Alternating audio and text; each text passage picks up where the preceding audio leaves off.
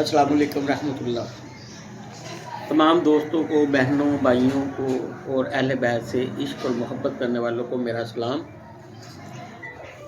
बहुत सारे भाइयों ने फरमाइश की है, दोस्तों ने, बहनों ने कि ऐसा वज़ाइफ बताएं, ऐसा वजीफ़ा बताएं जिससे उनके वालिदैन की बख्शिश हो जाए। तो इसके लिए जो है, आप जब नमाज़ पढ़ते हैं तो उस नमाज में एक दुआ आती है, रब्बी जअलनी मुक़ीमस्सलाती व मिन ज़ुर्रिय्यती।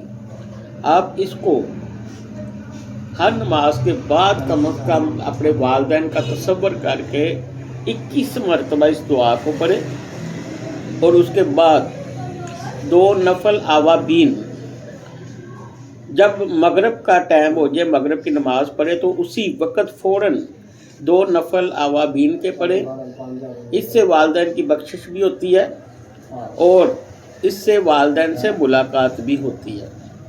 और इसके अलावा जितने भी आप कलाम पढ़ते हैं, जो सूरतें पढ़ते हैं, दुरूद शरीफ पढ़ें, तीसरा कलमा पढ़ें, अस्तगफिरुल्लाह रब्बी मिन कुल्ली ज़ंबी व अतूबु इलैही, इसको पढ़ें और अपने वालिदैन को इसका इसाले सवाब करें।